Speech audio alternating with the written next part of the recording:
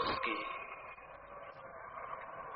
और कोई अपनी गुहा में बैठा हो, अंधकार में डूबा हुआ, तो आंखें बंद रखे या आंखें खुली रखे इससे कोई फर्क नहीं पड़ता है। आंखें बंद हो तो भी अंधकार होगा, आंखें खुली हो तो भी अंधकार होगा। लेकिन फिर सुबह हो जाए, सूर्य निकल आए, उसकी किरणों का ज्वाल उस गुफा के द्वार पर फैल जाए, पक्षी गीत गाने लगे और फिर भी वो आदमी अपनी आंखें बंद किए बैठा रहे, तो फर्क पड़ता है। रात के अंधकार में आंखें बंद थीं या खुली थीं कोई अंतर न पड़ता था, और रात के अंधकार की कोई भी जिम्मेवारी उस गुहा में बैठे हुए आदमी की न थी। अंधकार था, वो स्थिति थी। लेकिन सुबह जब सूरज निकल आया हो, तब भी अगर वो आदमी आंख बंद किए बैठे रहे, तो जो अंधकार उसे दिखाई पड़ेगा वो उसकी अपनी जिम्मेवारी है। वो चाहे तो आंख खोल सकता है और अंधकार से मुक्त हो सकता है। पशु का जीवन अमावस की अंधेरी रात जैसा जीवन है। आत्मज्ञान की वहां संभावना नहीं है। पशु को कोई बोध नहीं है स्वयं के होने का, और कोई विकल्प भी नहीं है, कोई स्वतंत्रता भी नहीं है कि वो स्वयं को जान सके, वो संभावना ही नहीं है। इसलिए पशु को आत्म अज्ञान के लिए जिम्मेवार नहीं कहा जा सकता। वो अंधेरी रात में है और अंधेरे के लिए जिम्मेवार नहीं है। इसलिए पशु अगर आत्मज्ञान न खोजे तो उसे दोषी भी नहीं ठहराया जा सकता है। लेकिन आदमी पशु की यात्रा से उस जगह प्रवेश कर गया है, चेतना के उस लोक में जहां सूर्य का प्रकाश है। और अब भी अगर कोई आदमी अंधेरे में है तो उसकी जिम्मेवारी सिवाय उसके और किसी पर नहीं हो सकती। हम यदि आत्म अज्ञानी है तो अपनी आंखें बंद रखने के कारण वो हमारी स्थिति नहीं है, वो भी हमारा चुनाव है। प्रकाश चारों तरफ मौजूद है। आदमी उस जगह खड़ा हो गया है विकास के दौर में जहां से वो स्वयं को जान सकता है। नहीं जानता तो स्वयं के अतिरिक्त और कौन जिम्मेवार होगा। इसका ये अर्थ नहीं कि मैं कह रहा हूं वो आत्म अज्ञान का पैदा करने वाला है, नहीं। आत्म अज्ञान है, लेकिन आदमी उसे विध्वंस नहीं कर रहा तो भी जिम्मेवारी उसकी है। वो आत्मज्ञान को पैदा करने वाला नहीं है, लेकिन विध्वंस करने वाला बन सकता है और नहीं बन रहा है। इसलिए रिस्पॉन्सिबिलिटी, जिम्मेवारी आदमी की है। आदमी आत्म अज्ञानी हो तो ये उसका अपना ही निर्णय। आंख उसने ही बंद रखी है, रोशनी की अब कोई कमी नहीं है। सात्र का एक बहुत प्रसिद्ध वचन मुझे स्मरण आता है, प्रसिद्ध भी और अनूठा भी। सात्र का वचन है, man is condemned to be free. आदमी स्वतंत्र होने को विवश है, मजबूर है। सिर्फ एक स्वतंत्रता आदमी को नहीं है, बाकी सब स्वतंत्रताएं उसे हैं। चुनाव करने के लिए आदमी मजबूर है। सिर्फ एक चुनाव आदमी नहीं कर सकता। वो इतना भर नहीं चुन सकता कि चुनाव न करना चुन ले, ये भर नहीं चुन सकता। He can not choose not to choose, बाकी तो उसे सब चुनाव करना ही पड़ेगा। इसलिए न करने की बात नहीं चुन सकता क्योंकि ये भी चुनाव ही होगा। आदमी को प्रतिपल चुनना ही पड़ेगा। आदमी एक चुनाव की यात्रा है, पशु चुनाव की यात्रा नहीं है। पशु जो है वो है, और अगर पशु जैसा भी है उसकी जिम्मेवारी किसी पर होगी तो परमात्मा पर होगी। आदमी परमात्मा की जिम्मेवारी के बाहर है। पशु के होने की जिम्मेवारी परमात्मा पर होगी। पशु जैसा है, वृक्ष जैसे हैं, उनको हम दोषी नहीं ठहरा सकते और न ही हम उन्हें प्रशंसा के पात्र बना सकते हैं। आदमी बाहर हो गया उस वर्तुल के जहां से वो चुनाव के लिए स्वतंत्र है। अब अगर मैं आत्म अज्ञानी हूं तो ये मेरा चुनाव है, और आत्मज्ञानी हूं तो ये मेरा चुनाव है। अब अगर मैं दुखी हूं तो ये मेरा चुनाव है, और आनंदित हूं तो ये मेरा चुनाव है। आंखें खुली रखूं या बंद, ये मेरा चुनाव है। चारों ओर प्रकाश मौजूद है। अब अंधकार में रहना मेरे हाथ की बात है, और प्रकाश में रहना भी मेरे हाथ की बात है। इसलिए मैंने कहा कि आत्म अज्ञान के लिए भी मनुष्य जिम्मेवार है। अब मनुष्य अपनी जिम्मेवारी से मुक्त नहीं हो सकता। अब वो प्रतिपल ज्यादा से ज्यादा जिम्मेवार होता चला जाएगा। मनुष्य की ये जिम्मेवारी ही उसकी गरिमा और गौरव भी है, यही उसकी मनुष्यता भी है। यहीं से वो पशुता के बाहर निकलता है। इसलिए ये भी मैं आपसे कहना चाहूंगा कि जिन चीजों में हम बिना चुनाव किए बहते हैं, उन चीजों में हम पशु के तुल्य ही होते हैं। ये भी बहुत मजे की बात है कि हिंसा आमतौर से हम चुनते नहीं, अतीत की आदत के कारण करते चले जाते। अहिंसा चुननी पड़ती, इसलिए अहिंसा एक उत्तरदायित्व है और हिंसा एक पशुता है। अहिंसा मनुष्यता की यात्रा पर एक मंजिल है, हिंसा सिर्फ पुरानी आदत का प्रभाव है। मैंने निश्चित ही कहा है कि हिंसा आत्म अज्ञान से पैदा होती है, और इन दोनों बातों में कोई विरोध नहीं है। आत्म अज्ञान भी हमारा चुनाव है, हिंसा भी हमारा चुनाव है। हम होना चाहे अहिंसक तो अब कोई हमें रोक नहीं सकता। मनुष्य जो भी होना चाहे हो सकता है। मनुष्य का विचार ही उसका व्यक्तित्व है, उसका निर्णय ही उसकी नियति है, उसकी आकांक्षा ही, उसकी अभीप्सा ही उसका आत्मसृजन है। इसलिए अब कोई आदमी अपने मन में ये कभी भूलकर भी न सोचे कि वो जो है उसमें वो क्या कर सकता है। क्रोध है तो क्या कर सकता है, हिंसा है तो क्या कर सकता है, अज्ञान है तो क्या कर सकता है। आदमी को ये कहने का हक नहीं है। जैसे ही आदमी कहता है कि मैं क्या कर सकता हूं, वो ये खबर दे रहा है कि कर सकता है, और अपने को समझाने की कोशिश कर रहा है कि क्या कर सकता हूं। कोई पशु नहीं कहता कि मैं क्या कर सकता हूं, ये सवाल ही नहीं। आदमी जिस दिन कहता है मजबूरी है, मैं क्या कर सकता हूं, हिंसक मुझे होना ही पड़ेगा, उस दिन वो ये कह रहा है कि मैं चुन भी रहा हूं और चुनाव की जिम्मेवारी भी छोड़ रहा हूं। मैं हिंसक हो भी रहा हूं और हिंसक होने का दोष किसी और के कंधों पर, प्रकृति के, परमात्मा के कंधों पर छोड़ रहा हूं। जिस आदमी ने अपनी आदमियत का बोझ किसी और पर छोड़ा, वो पशुता की दुनिया में वापस गिर जाता है। असल में वो आदमी होने से इंकार कर रहा है। जो आदमी चुनने से इंकार कर रहा है, वो आदमी होने से इंकार कर रहा है। वो ये कह रहा है कि नहीं, हम पशु बेहतर, जहां न कोई चुनाव है, न कोई जिम्मेवारी है, न कोई निर्णय है, न कोई परेशानी है, जो है वो है। हम वापस लौटते। शराब पी के आदमी पशु में वापस लौट जाता है, हिंसा करके आदमी पशु में वापस लौट जाता है, क्रोध करके आदमी पशु में वापस लौट जाता है।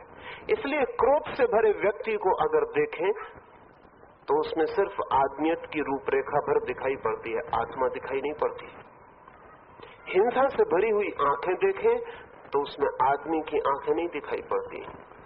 तत्काल आंखों में एक मेटामॉर्फोसिस हो जाती है, आंखें बदल जाती हैं, भीतर से कोई छिपा हुआ पशु तत्काल प्रकट हो जाता है। इसलिए क्रोध में, हिंसा में आदमी पशु जैसा व्यवहार करता है, काटता है, चीखता है, लोचता है। आदमी के नाखून छोटे पड़ गए हैं क्योंकि उनकी बहुत जरूरत नहीं रह गई। जंगली जानवर के पास नाखून है जो आपकी हड्डियों तक के मांस को बाहर खींच लाएं। लाखों वर्ष से आदमी को अब किसी की हड्डियों तक के मांस को खींचने की जरूरत नहीं रह गई, तो नाखून छोटे हो गए।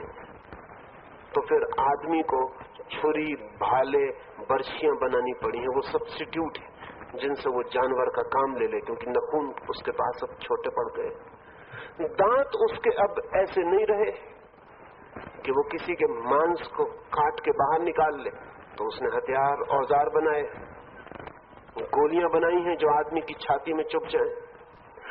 आदमी ने जितने अस्त्र शस्त्र खोजे हैं वो अपनी खो गई पशुता को सब्स्टिट्यूट करने के लिए, परिपूरक करने के लिए खोजे।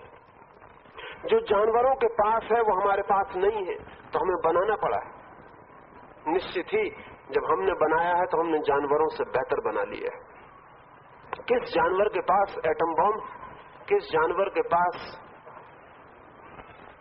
सैकड़ों मील दूर बम फेंकने के उपाय नहीं। जानवर के पास बड़े प्रकृति प्रदत्त साधन, और आदमी ने अपनी सारी बुद्धिमत्ता का उपयोग करके करोड़ों जानवरों को इकट्ठा करके भी जो न हो सके वो एक आदमी कर सकता है। ये आदमी का अपना चुनाव है। जिस दिन किसी आदमी को ये बात स्पष्ट दिखाई पड़ जाती है कि जो भी मैं हूं उसकी जिम्मेवारी मेरी है, उसी दिन से परिवर्तन और रूपांतरण शुरू हो जाता है। जिस आदमी की जिंदगी में अभी ये ख्याल है कि जो मैं हूं मेरा कोई बस नहीं, उस आदमी की जिंदगी में धर्म के मंदिर का द्वार कभी भी नहीं खुल सकता है। उत्तरदायित्व, मैं ही निर्णायक हूं मेरी नियति का, इस बात का बोध मनुष्य की जिंदगी को परिवर्तित करता है। इसलिए मैंने कहा कि आत्म अज्ञान के लिए मनुष्य स्वयं जिम्मेवार है। जिम्मेवार इस अर्थों में कि वो तोड़ सकता है और नहीं तोड़ रहा है, मिटा सकता है और नहीं मिटा रहा है, मुक्त हो सकता है और नहीं मुक्त हो रहा है।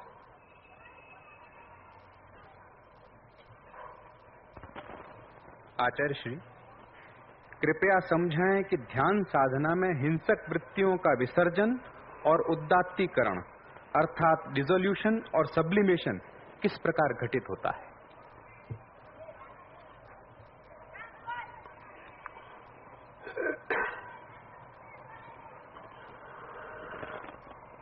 हिंसा की वृत्ति अकेली वृत्ति ही नहीं है। हिंसा की वृत्ति के साथ हिंसा के अनेक वेगों का दमन भी संयुक्त है, सप्रेशन भी संयुक्त है। हिंसा की वृत्ति तो है ही, हिंसा करने की आकांक्षा भी है, लेकिन हजार मौकों पर हिंसा करने का उपाय नहीं होता है। हिंसा करना चाहते हैं और नहीं कर पाते। संस्कृति है, सभ्यता है, जीवन की व्यवस्था है, परिस्थितियां हैं, प्रतिकूलताएं। ऐसा आदमी खोजना मुश्किल है जिसने किसी क्षण में किसी दूसरे को मार डालने का विचार न किया हो। ऐसा आदमी भी खोजना मुश्किल है जिसने किसी क्षण में अपने को ही मार डालने का विचार न किया हो। दिन में न किया होगा तो रात सपनों में किया होगा। लेकिन सभी आदमी दूसरों को मार नहीं डालते और सभी आदमी आत्महत्याएं नहीं कर लेते। सोचते हैं, प्रतिकूलताएं हैं, संभव नहीं हो पाता। और जब एक बार हिंसा का भाव मन में उठ जाए और प्रकट न हो पाए तो वृत्ति तो रहती है, ये भाव का वेग भी दमित हो जाता है, ये भी इकट्ठा होने लगता है। हिंसा की वृत्ति तो भीतर बनी रहती है और न की गई हिंसाएं, हिंसा की गई भावनाएं भी संग्रहित होती चली जाती। एक जन्म की नहीं, अनेक जन्मों की भी इकट्ठी हो जाती। उस संग्रह को भी हम अपने साथ लेकर चल रहे हैं। वृत्ति तो साथ है, दबाए हुए वेग भी साथ है। वृत्ति रोज नए वेग पैदा करती है और पुराने वेगों का संग्रह बढ़ता चला जाता है और किसी भी क्षण विस्फोट हो सकता है। इसलिए हिंसा की वृत्ति से जो मुक्ति है, उस मुक्ति में दो बातें समझ लेनी जरूरी है।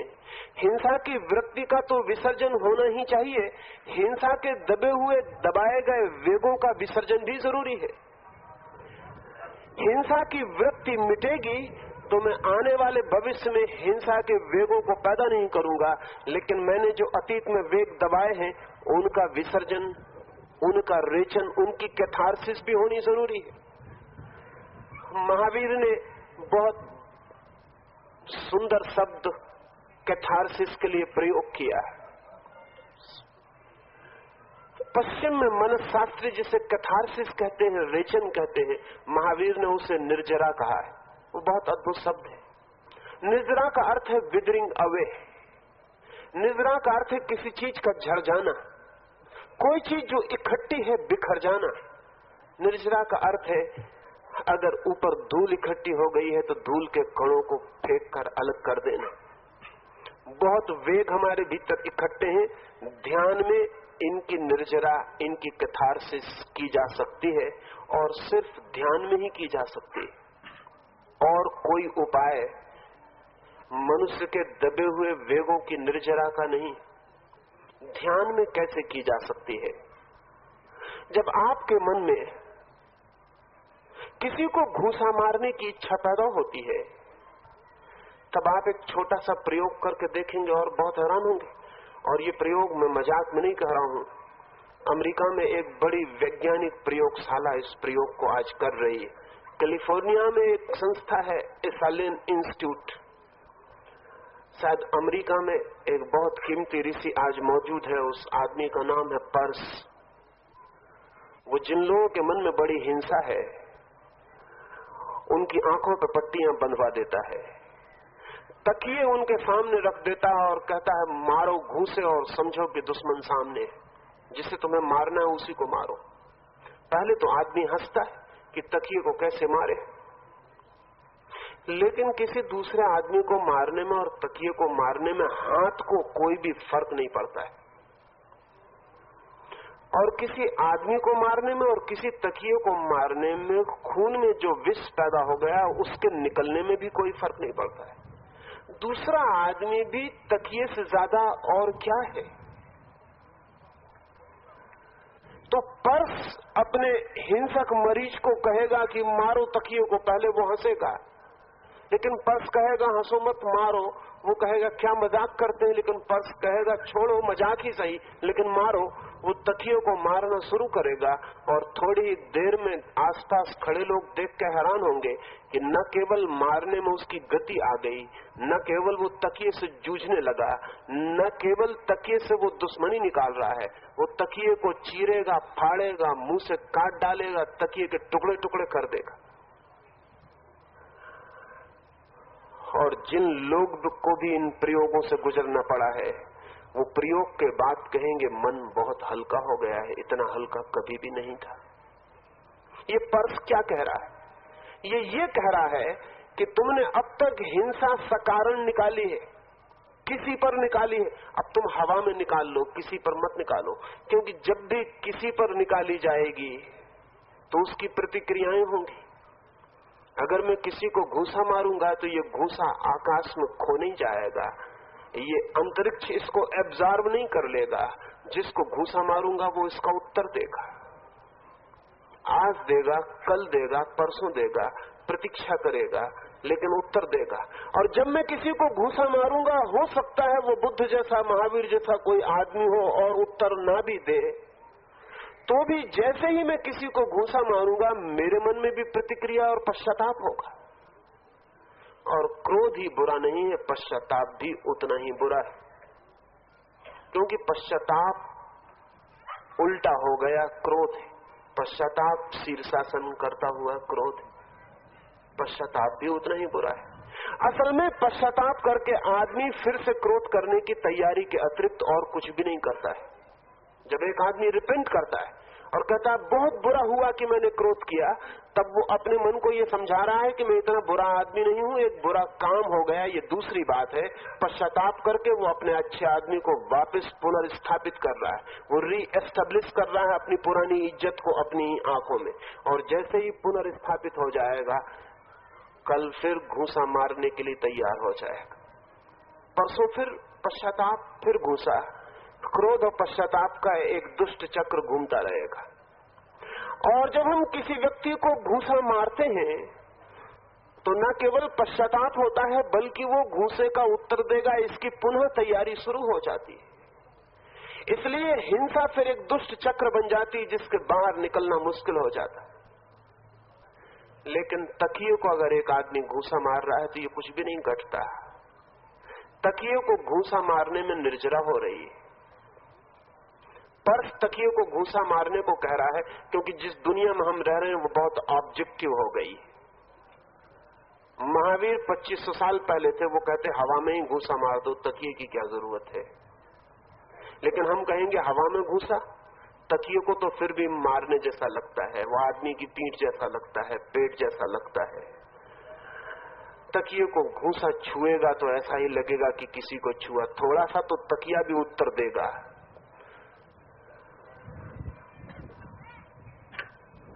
दुनिया 2500 साल में महावीर के बाद वस्तुगत हो गई है। महावीर ने जिस ध्यान की बात की है उस ध्यान में तकिए की भी कोई जरूरत नहीं। मैं भी जिस ध्यान की बात करता हूं उसमें भी तकिए की कोई जरूरत नहीं। लेकिन शायद अमेरिका में तकिए के बिना घूंसा मारना और भी मुश्किल हो जाएगा। वस्तुगत कुछ तो होना ही चाहिए। आदमी ना सही तो तकिया सही।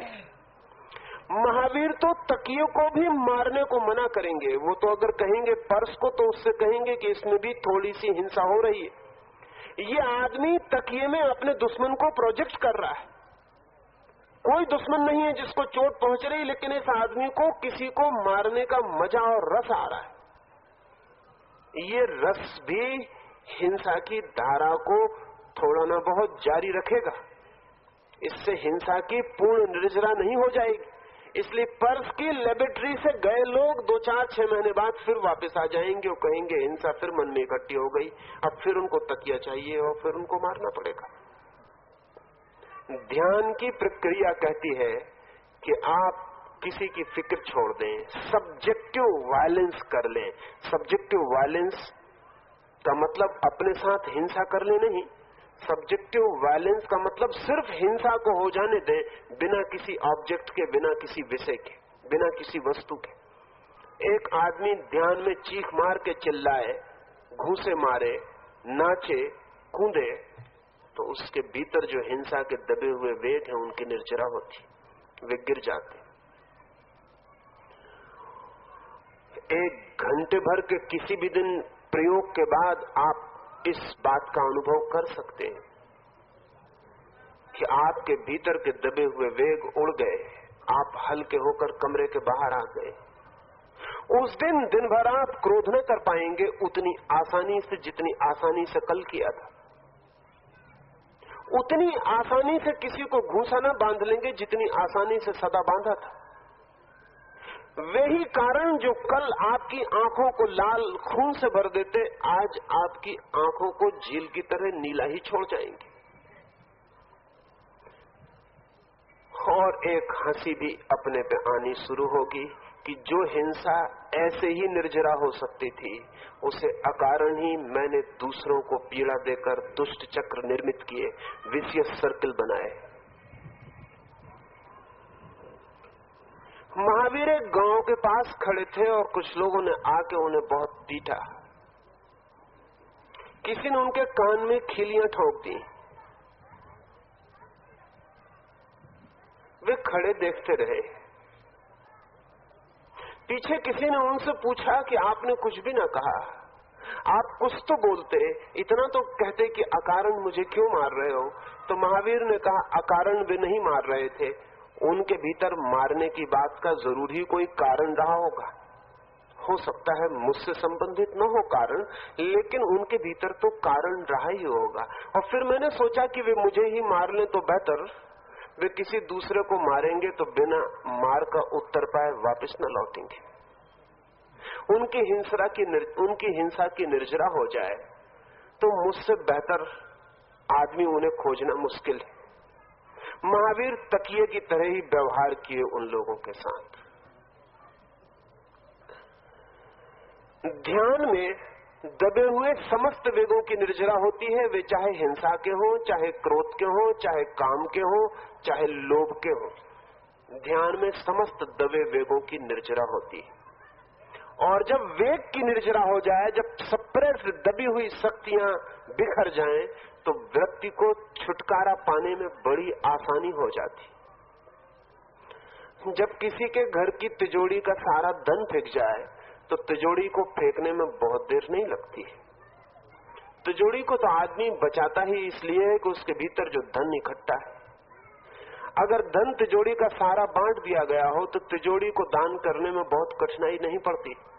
हिंसा की वृत्ति से छुटकारा पाना उतना कठिन नहीं पड़ेगा। हिंसा के वेग जो हिंसा की वृत्ति को तिजोरी बना के बैठ गए हैं, उनसे छुटकारा पाना ही पहला सवाल है। और जिस दिन सारे वेग मुक्त हो जाते हैं, उस दिन हिंसा अपनी नग्नता में, अपनी टोटल नेकेडनेस में दिखाई पड़ती है।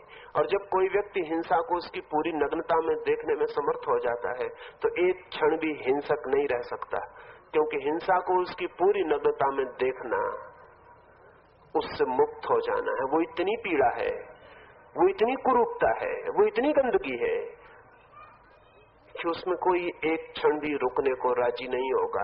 वो ऐसा ही है हिंसा को उसकी पूरी नग्नता में देखना, जैसे किसी के घर में आग लग गई हो और लपटों में घर गिर जाए, और फिर कोई आदमी जब लपटों को देख ले तो एक भी क्षण उस घर में रुकना संभव ना हो, वो छलांग लगाए और बाहर निकल जाए।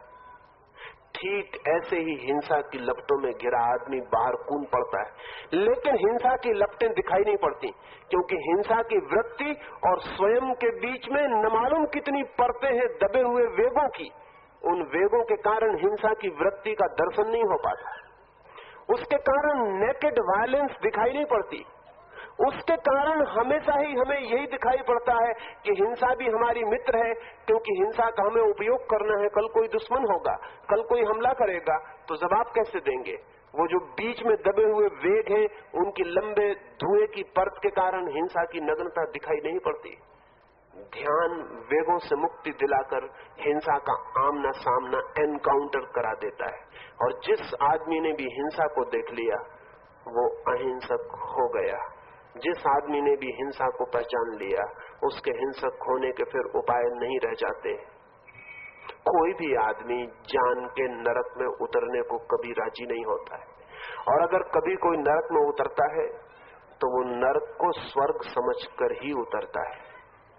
कोई आदमी कभी आग की लपटों में उतरता नहीं, और अगर उतरता है तो आग की लपटों को स्वर्ग का द्वार समझकर ही उतरता है। ध्यान विसर्जन है, निर्जरा है, कैथारसिस है।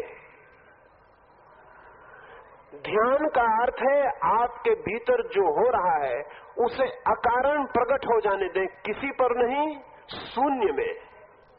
उसे शून्य को समर्पित कर दें। अब क्रोध आए तो एक छोटा सा प्रयोग करके देख लें। जब क्रोध आए तो द्वार बंद कर लें और खाली कमरे में क्रोधित हो जाएं। पूरा क्रोध कर ले खाली कमरे में। बहुत हंसी आएगी, क्योंकि बड़ा अजीब मालूम पड़ेगा, एब्सर्ड मालूम पड़ेगा। सदा क्रोध दूसरे पर किया है, लेकिन एक बार अकेले में करके देख ले और तब दूसरे पर करना मुश्किल होता जाएगा। पहली दफे अकेले में हंसी आएगी और दूसरी दफे से दूसरे पर करने में हंसी आने लगेगी, क्योंकि जो पागलपन आप अकेले में भी नहीं कर सकते, वो पागलपन आप सबके सामने कैसे कर सकते हैं। और जो पागलपन अकेले में भी हंसी लाता है, वो भी चार आदमियों के सामने करके लोगों के मन में आपकी क्या तस्वीर बनाता होगा, इसकी कल्पना कमरे में आईना रख के और दिल खोल के क्रोध करके देख लें। तोड़ना ही हो तो आईने को तोड़ देना, फोड़ना ही हो तो आईने को फोड़ देना, और उस सारे विध्वंस के बीच खड़े होकर देखना कि आपके भीतर किस तरह की जहर इनकी निर्जरा होगी, इनकी कैथारसिस होगी।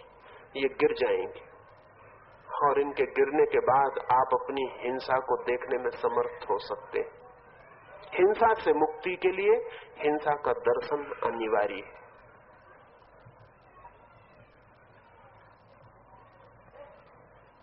आचार्य जी, आपने कहा है कि काम क्रीड़ा में सूक्ष्म हिंसा है,